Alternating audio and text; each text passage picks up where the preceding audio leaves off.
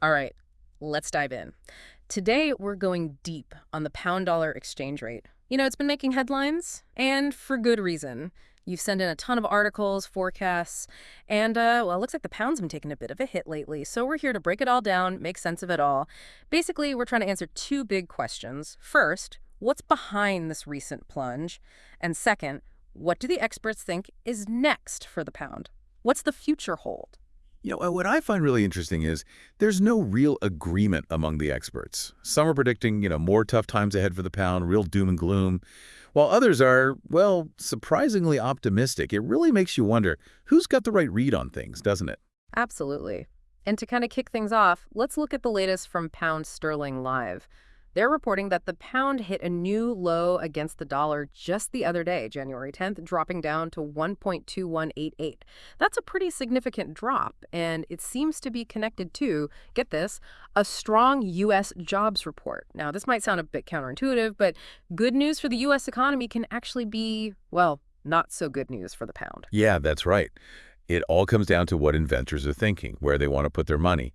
A strong U.S. economy often signals to investors that, hey, the U.S. is a good place to invest. They're looking for stability and, the potential for strong returns. So if investors are, rushing to the dollar, what's happening to the pound in the meantime? Well, basically, demand for the pound goes down, and that Hmm. puts downward pressure on its value, relative to the dollar. It's kind of like a seesaw. One currency goes up, the other goes down. Makes sense. Now, let's dig into those analyst predictions we got. We've got UBS forecasting the pound to climb to 1.34 by the end of 2025, which, sounds pretty good on the surface. But then we have Nordea, and they're painting a much bleaker picture. They're predicting a fall to 1.7 by the middle of 2025. Those are two wildly different scenarios playing out. Yeah, they really are. And I think this difference of opinion really highlights the uncertainty surrounding the UK's economic future. UBS might be banking on a recovery or some positive developments down the line, while Well, Nordea could be focusing on the UK's ongoing challenges, things like sluggish growth and, the lingering effects of Brexit. so it seems like the UK's internal situation is a major player in all of this. And if we take a look back at some of these currency news articles from December 2024, they paint a picture of a pound that's been struggling for a while now. They point to worries about the UK economy stagnating, a volatile bond market, and something they call global risk aversion, all as reasons for the pound's weakness. So let's unpack that a bit. What exactly is global risk aversion, and how does it impact the pound? Well, imagine the world is like a stormy sea, right? When things get rough, think trade wars, political instability, or even a global pandemic, investors start looking for a safe harbor. And in the world of finance, the U.S. dollar is often seen as that safe harbor. It's a stable currency backed by a large and powerful economy. So when global risk aversion kicks in, investors tend to sell off riskier assets, like the pound, and they flock to the perceived safety of the dollar. Ah, so it's like a flight to safety and the pound gets caught in the crosswinds. Exactly. And to show you just how dramatic these shifts can be, Yeah. Kyle Chapman, an FX analyst, he described the market's reaction to that recent U.S. jobs report as remarkable. He noted that the euro hit a two-year low and the Australian dollar fell to its weakest point since 2020. Wow, that really shows you how interconnected these currency markets are. And speaking of hitting lows, the pound actually touched an 8-month low earlier in January, which really underlines this downward trend we've been seeing. Yeah, it does. It's a clear sign that the pound's been facing some serious headwinds. But wait, there's a twist. Peter Schiff, the well-known economist, he's offering a different perspective, a contrarian view, if you will. He's arguing that this strong U.S. jobs report, it shouldn't actually strengthen the dollar.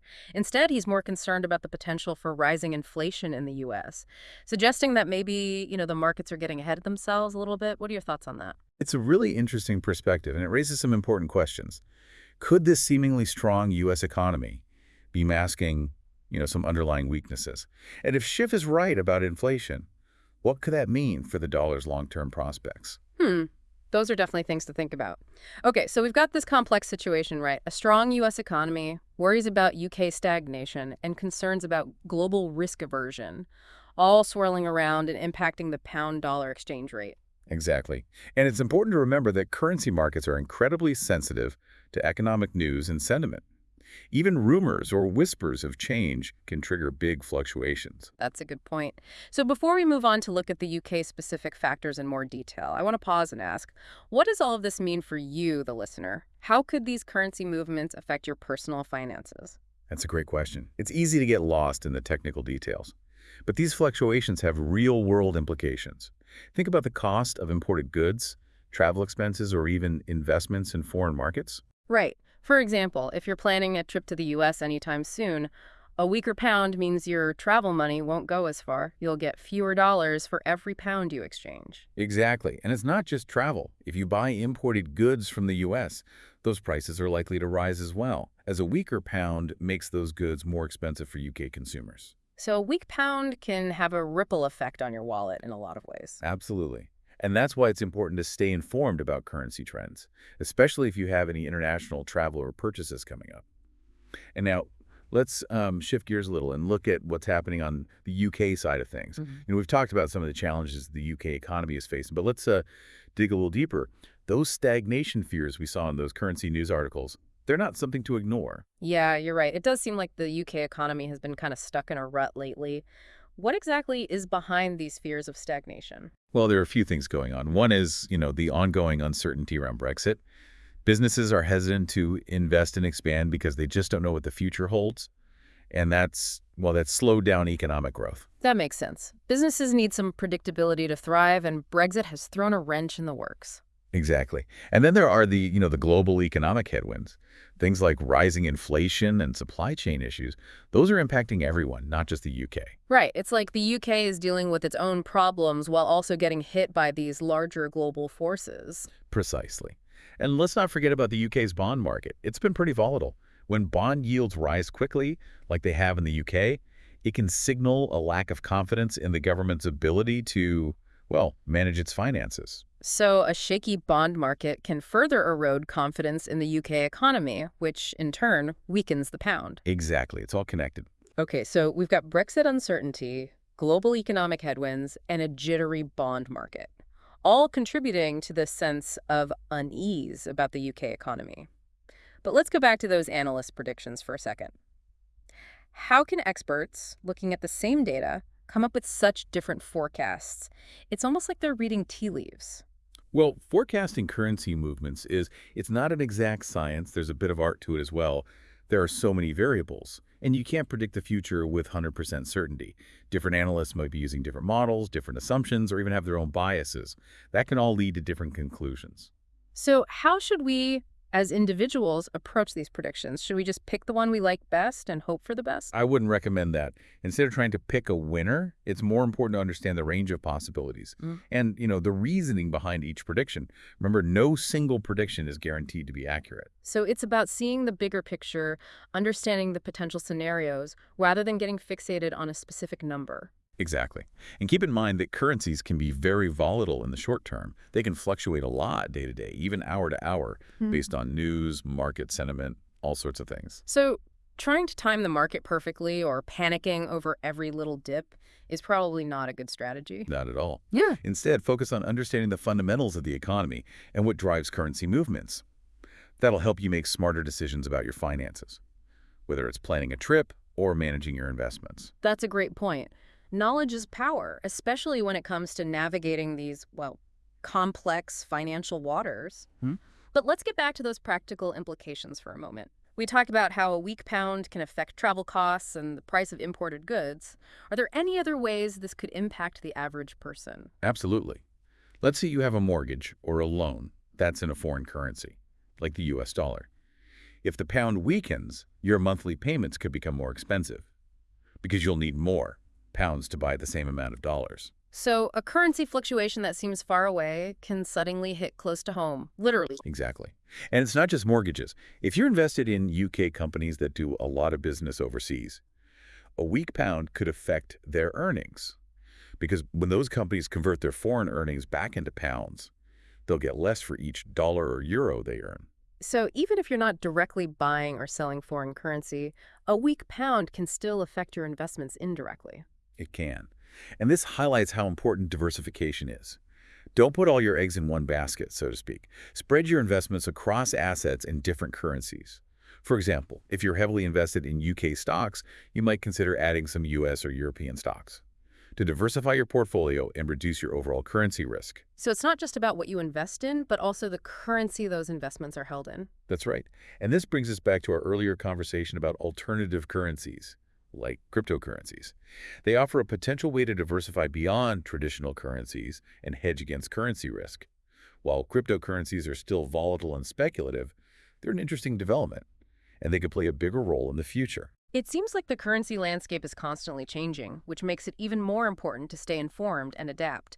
So, before we wrap up this deep dive into the pound-dollar dynamic, do you have any final thoughts for our listeners on how they can navigate this ever-changing world of currencies?